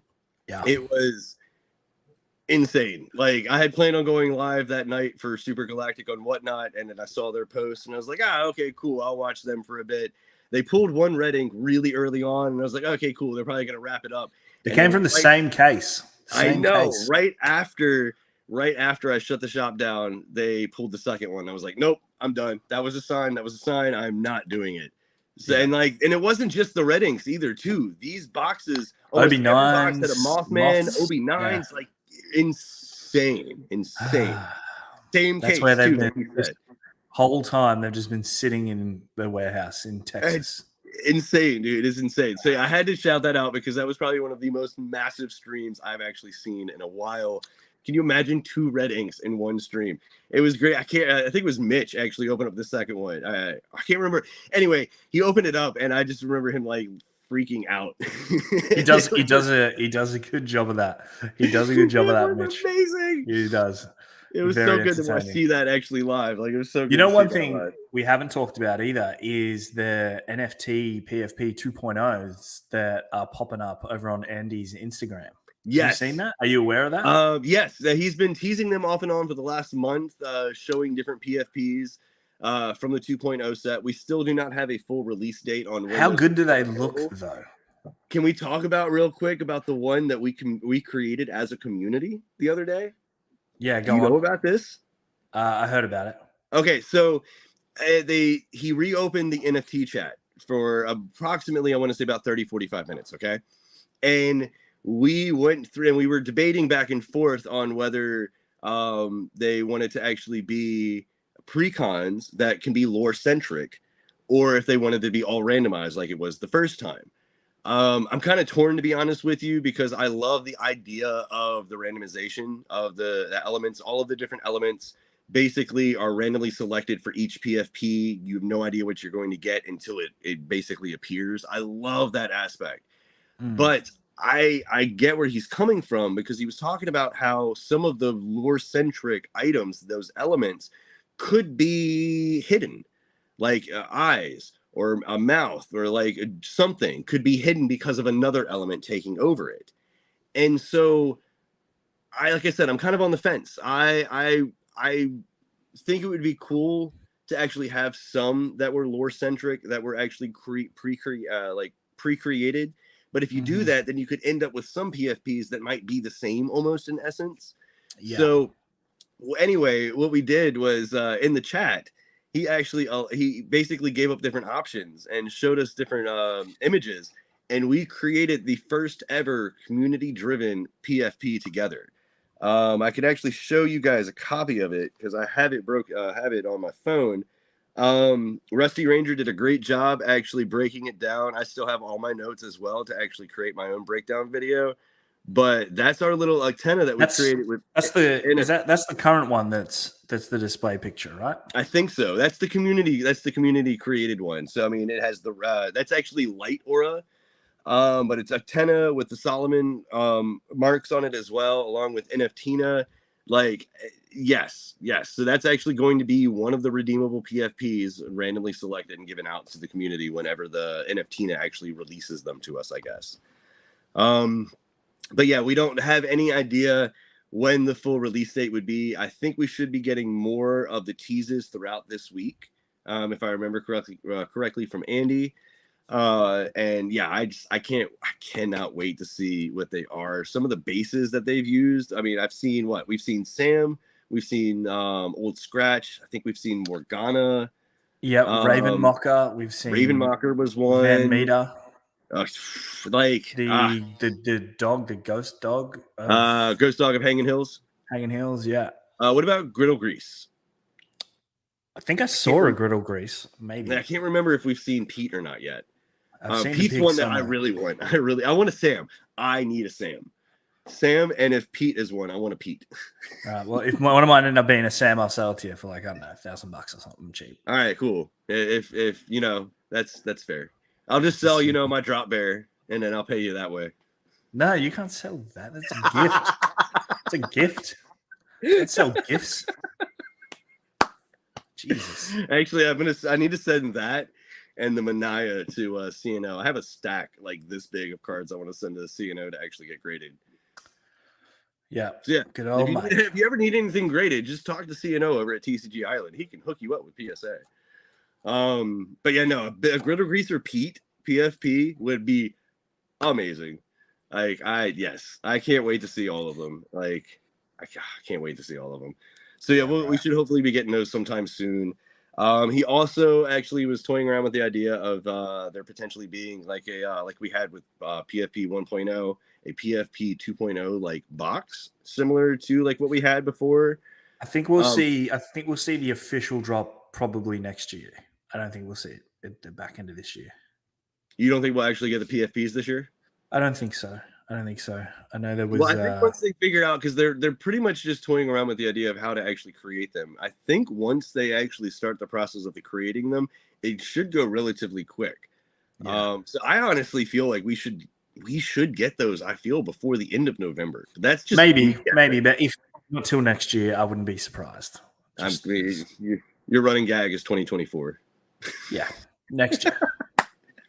Can't be disappointed if you get it in 2023 if you're thinking 2023. Mate, I work in the finance industry, right? As soon as it hits November 1st tomorrow for us here in Australia, the next 2 months for me is just like Christmas parties and rap events for the year, because the year is over now. And then we look towards January. So, that's why now I'm just like, yeah, next year. So what you're saying is November and December in Australia, all you do is party. Depending on what you do, yeah. Yeah. yeah, it's all part of the job.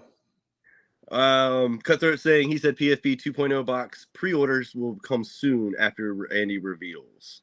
Yeah, delivery 2024 for sure. Okay. See, told you. Thanks, Cutthroat. Well, the card 2024. I'm talking about the reveal of the PFPs. I think those actually should be in November. Maybe all of it. Australia parties hard for 2 months. Can confirm. That's great. I'm assuming that's Tuffy. That's so good. And then the last thing I have on the list right here, I know you had a couple more, was we have an official, I think we might have talked about it though, but I'm not sure. We have an official, at least street date that Kuromi Crypto Carnival should be out. And it's November 15th. Thank God. That should be partner stores, local LGSs, Claire's, Hot Topic. Like it should be in stores November 15th. Yeah. I know a lot of the partners, I think, have actually been saying that they got shipping notifications saying that stuff is going to be shipped on the 8th. So that completely lines up. Yeah, we didn't get partner orders, like I told you, because of it's a Sanrio released product. So there was a specific way it was done. Okay. So it's all through distro. So all of us partners went through distro, and we're getting notifications from the distros. We got the invoices. I think it must have been Friday for you guys last week that the invoices went out, so everybody's paid those. And then so I would assume to see it start shipping, like late next week from distros to resellers, and then obviously street date's 15th, which means it can't land anywhere until then. So it was Kuromi the same setup then as like Legacy, where you had to yes. The only difference is Legacy. We got those partner exclusive blisters and we ordered those directly from MetaZoo. The rest comes from distro. Okay, cool. I'm interested to see if they're going to start moving more towards that format where you guys can get exclusive stuff from them as partners, but the majority of everything is actually through like Golden or something like that. Yeah, I think the goal is to have partners involved for core set drops, and then everything sort of in between that doesn't technically classify as a lore-centric core set will go through distro or whatever. But we'll see how that goes, because that's how it was initially, and that's when we had all the issues. So they brought in the partner program. So it'll be interesting to see what sort of happy medium they find where everybody's happy. Well, it could potentially work as with that setup though too. And just correct me if I'm wrong, but in theory, it sounds like it could work because the core sets, it would be a little bit more regulated because partners would be able to get it directly from them. Whereas with like secondary sets, mini sets, things like that, they usually have a significantly smaller print run.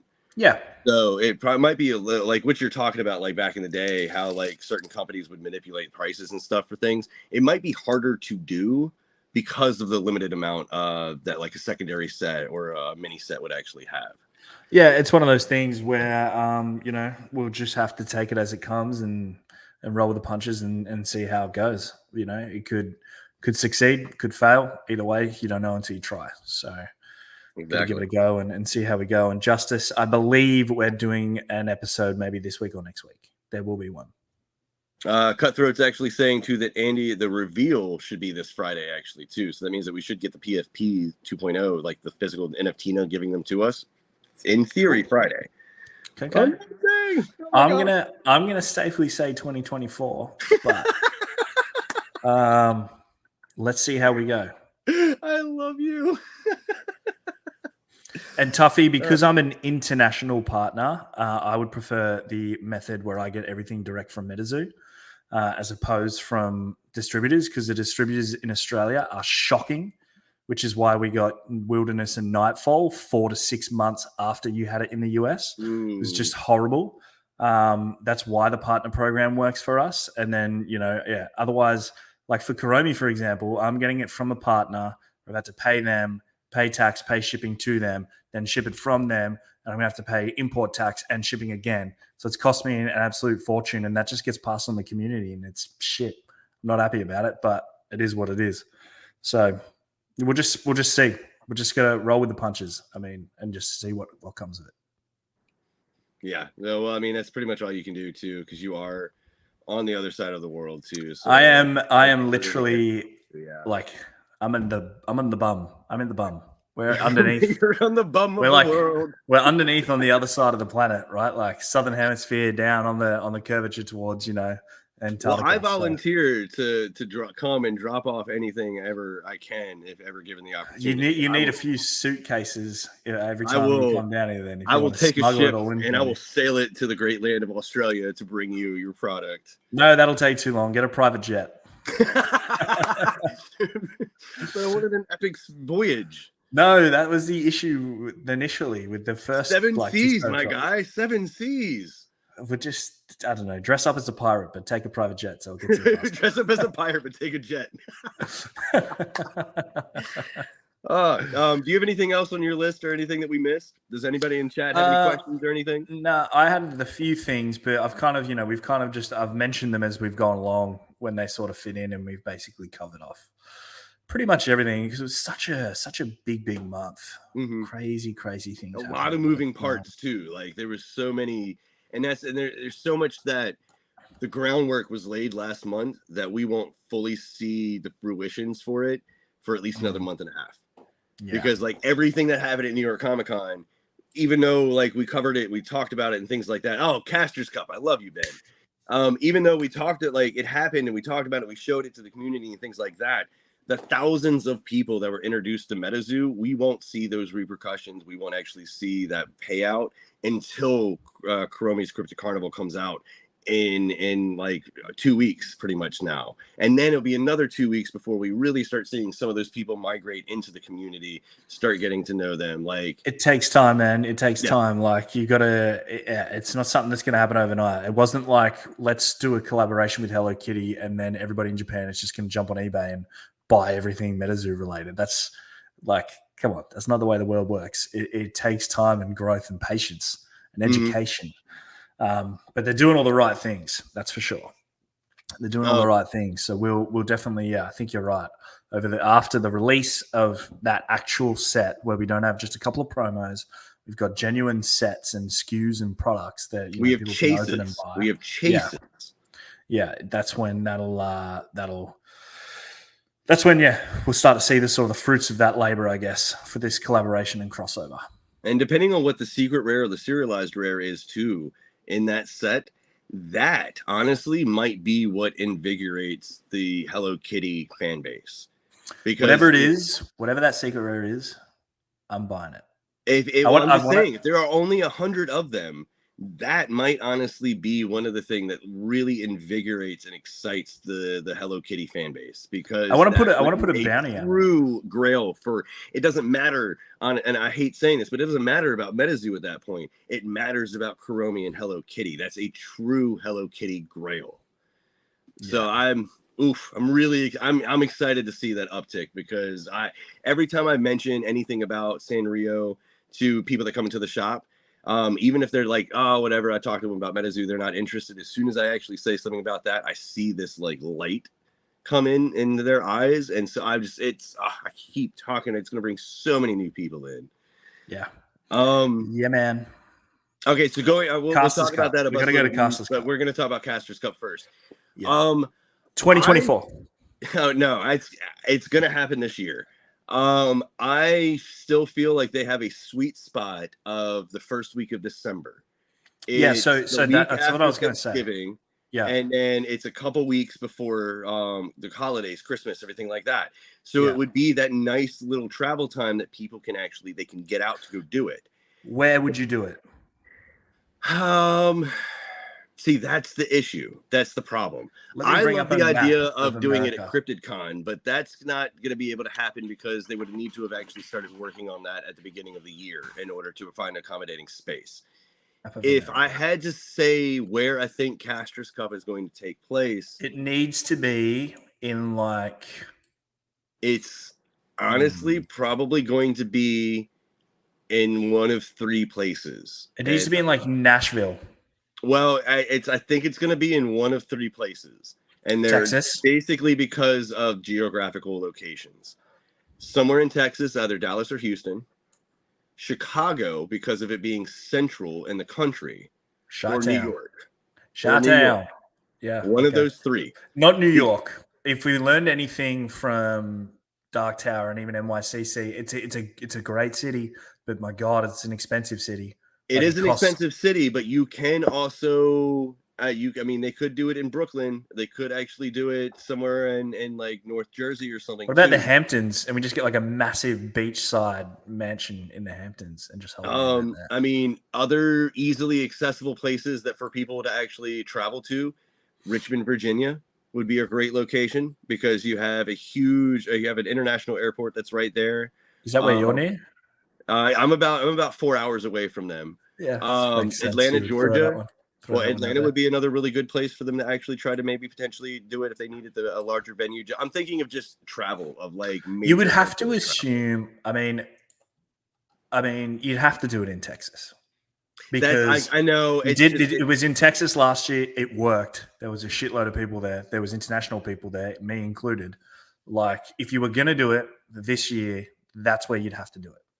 The only issue with that is that they need to actually release when so people can buy plane tickets because I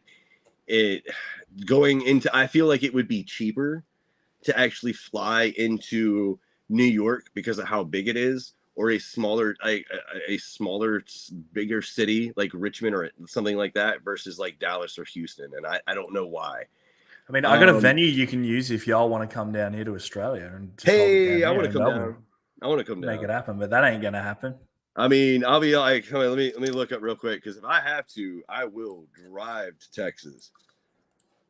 I just think that makes the most sense because you're obviously hellbent on thinking it's going to be this year. Like I said to you, there's 8 weeks left basically until New Year's Eve. So I don't think it'll be this side of Christmas. I think you can. Ooh, Vegas is a perfect place, Cut. Oh, shit, if it's in Vegas, I'll be there. I'll leave my wife and our newborn baby. If it's in Texas, like 2 weeks old, and I'm going straight there.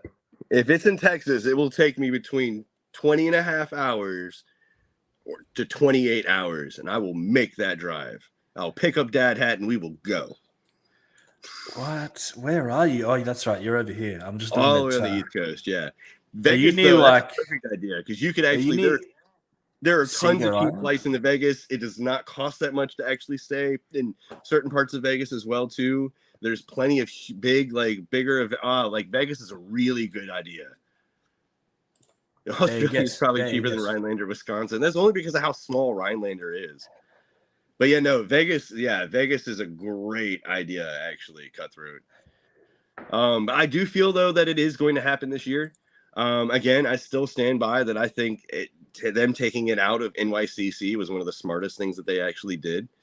It allowed the focus to be more on Sanrio and MetaZoo collaboration. It allowed the client to actually shine. Like, I feel like it was a good idea. I still, like I said, though, going to be 2023. Not sure when. But if it's not that week in December, that's when it actually gets harder, in my opinion. It's going to be 2024. No, I don't think so. No, sir. I mean, look, the reality is I can't go this year anyway. I can get the Vegas for $200. Vegas. Yep. I can get the Vegas for $200. Use my Dark Tower winnings. Yeah, Vegas. All right, so that was that. Any other questions or anything that you have about Caster's Cup? Because to be honest with you, there is not really much information about it. The only speculation on it is basically this speculation right here, 2023, 2024. I haven't seen anything else, anybody else sort of speculating, talking about it.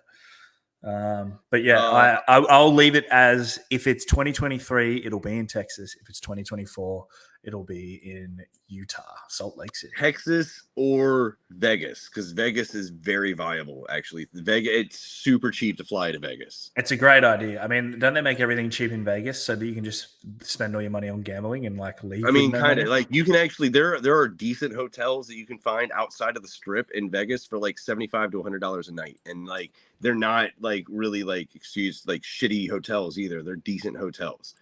Yeah, you can all stay here at the Cliffs at Peace Canyon, top rated, 4 stars. A busload of bees had the question: do you think the SCP set's lore could lead to the Cryptid War? Injured will have a lot of help, like the scary Scarlet King. No, I think that SCP until we actually see the set, we see how it's going to work. My theory is SCP is a precursor to the Veil Shattering. It is how non-magical humans contained entities, contained cryptids that threatened our world. And the reason we saw these SCPs and they were so strange was because we were looking at them almost through a veil, if you will. See what I did? Like a lens. And so once that veil shattered, these creatures, these entities they regained all of their magical potential, and it was a completely different world. I don't think the SCP proper exists post veil shattering. But no, I don't know. I don't know enough about SCP to comment. So that's been my running theory for months now. Do you think the tower winners will be at a disadvantage when being forced into an aura type? Yeah. See, I don't know. It all depends on. Honestly, you know what? I will say no, because they're tower casters for a reason. Look at look at everybody that's won, and then look at how well that they play. And I don't think that they'll be limited because of being restricted to one aura type. The difference, though, between the Towers and Casters Cup is that they'll be responsible for their own Terras round, like the first rounds.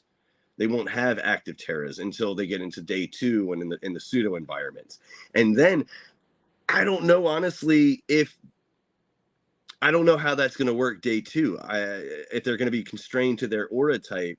And it'd be interesting to know if they are, or if they're constrained to their aura type. Is it the same level of constraint as it was at the tower? Is it at that same percentage, or is it a lesser percentage so that it can be a little bit more viable? It's like, all right, you've just got to splash in 40% of dark or flame or water because you're that tower caster, but you've still got 60% to do whatever you want. Well, I mean, okay, yeah, Freddie's still in here.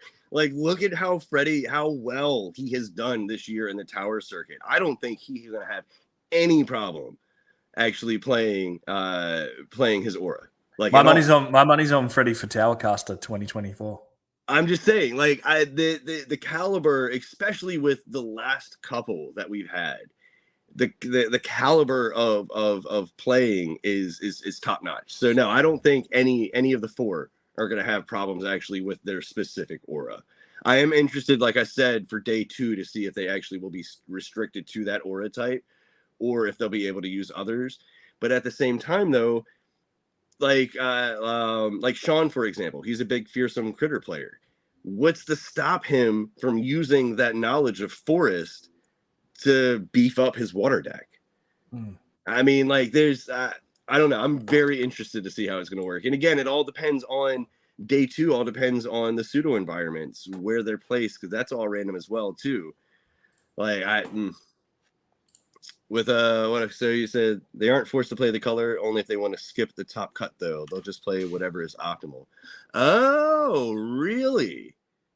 Is that speculation, or is that how it's going to work?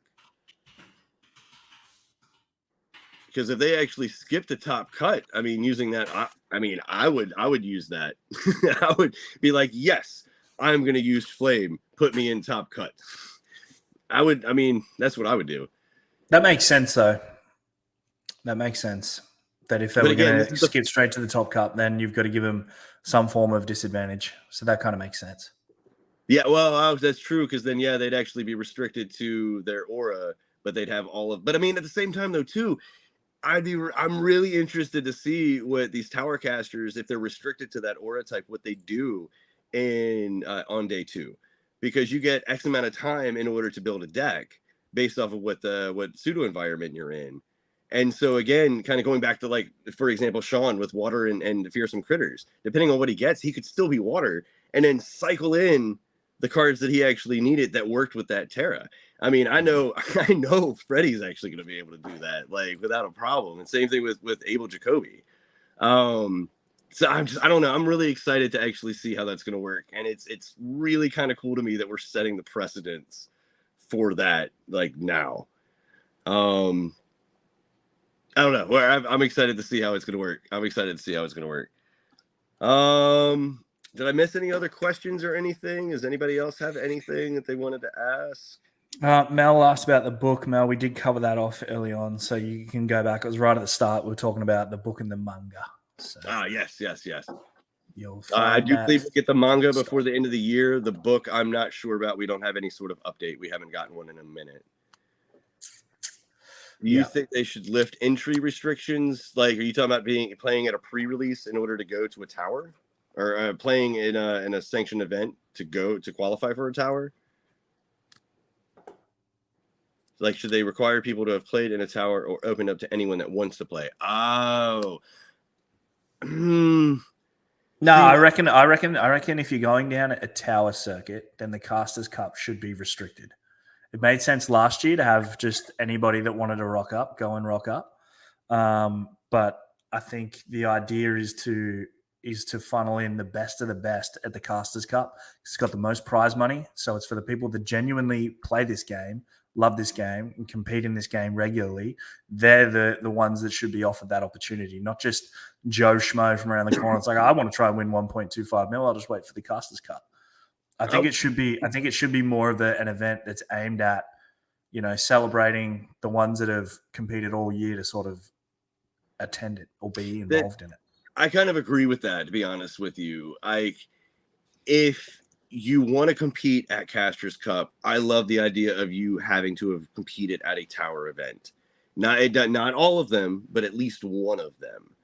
To almost actually, in essence, reward those people that actually kind of went out of their way to go to a tower event, because some of them aren't cheap because of the travel and hotels and other stuff like that. You're telling me I live on the other side of the planet. If they do that, though, where it is, like you were saying, invitational only based off if you had competed at a tower, then they should not have a restriction on the number of people participating in towers. Yeah. Which I think that's an even trade-off, in my opinion. Which I think would be the case when they've got the towers down pat. This is the first round of towers, right? Like they're finding their groove and getting into it. I think those should be more of like go play that, and then like Tuffy's used the word there, invitational is what the Casters Cup should be. Not necessarily the whole thing, but then you go, all right, you invite all the tower casters for sure. Then you look at the MPN and you go, all right, well, the top 120 plus the 20 or the 10 tower casters or whatever, that they're the ones that get invited to come and play in the actual Casters Cup. See, I wouldn't even limit it like that. I would limit Casters Cup to you have to have played at one of the towers. Like, and I'm okay with Casters Cup being. You would have had to. You probably would have. You would assume. I guess. Yeah. Okay. So you're saying like have you've got to have a certain amount of MPM points and have played at a tower. You're saying anyone that played. I would say anybody that participated in a tower can come to Casters Cup. That's what I would do, but I would make it to where every single tower basically. There is no cap for that tower. Yeah, I don't know. I like the idea of the Casters Cup being like the best of the best, like people that have really earned the right to be there, not just because. Well, see, but the problem with using the MPN though is that, like me, for example, it's hard for me to actually get sanctioned events down here. I'm getting people interested into the game. And some of them want to collect, some of them want to play casually, but like no one, like it's really hard to actually get people to want to play competitively. So you'd have the top 100 casters on the MPN, for example, would be the ones from very active communities because they play so many different events. Well, they play so many different events though that they accrue the actual points. Yeah, there's a lot of arguments for both sides, and so that's the only reason why I would be a little hesitant on basing it off of MPN points, because like thankfully we don't have to choose until the actual client comes out. If the client actually works in tandem with the MPN and actually updates your MPN points, in real time. Well, it depends on if it's actually going to be like a client MPN score and a real life MPN score. But if they're the same, 100%, I agree with you. Because at that point, I can sit here on my phone and I can play as much as I want to accrue those points for the MPN in order to qualify. If they're separated, though, I don't know if you'd be able to go strictly off of MPN, just because, like, people like me, for example, it really put me at a disadvantage. Because to qualify for Dark, for example, I had to go about like 5 hours away or so to a store up in Northern Virginia in order to actually play at the qualifier in order to qualify for Dark Tower. I love that requirement, by the way, though, that you have to play at a qualifying event in order to go to a tower, because it spurs people to go to these LGSs, to go to these brick and mortar partner stores, and to support them. And I do love that aspect. Yeah, you're preaching to the choir, though, bro. Like, I'm down here. If I don't run a sanctioned event myself, then there aren't any in our whole continent. So, I understand what you're saying. Like, not being near these active communities makes it tough. So hopefully, I would assume the client and the MPM will just work in tandem, and it's just points for playing the game. Because the reality is we're all aware that the active communities are so spread out. So then allow the online one to mesh with that, to make it one large community and let anybody benefit. Because the reality is, if I can play the game with the cards online, then I can play the game in person with the cards at the event that I've been invited to. So I think I know that you don't want to detract from LGS being a hold events, but the reality is if you're enjoying the game in person and LGS is going to hold the event, then you're going to go to it if it's near you, and you're going to spend money to buy the physical cards anyway. No, it's not a matter of online replacing physical. That's not what's going to happen. Yeah. There's two things that Tuffy said that I wanted to answer. One, he was talking about, what about if you judge the events? You don't have to judge every single one of them. You can participate in one and then judge the other remaining ones. I do actually like your idea, though, of it potentially being only top 32 from the tower. Like, I feel like that could be an even trade-off versus the MPN, using the MPN points, where in order to get an invitation to Casters Cup, you have to finish top 32. Is this because you came in the top 32 at the Dark Tower? Is that what you're doing? Maybe a little bit. No, but stop. But no, it's based. But I will say that would limit the actual potential of Casters Cup, in my opinion, because you do see a lot of the same names. At least I want to say a good half of each of the towers, you see the same names in top 32.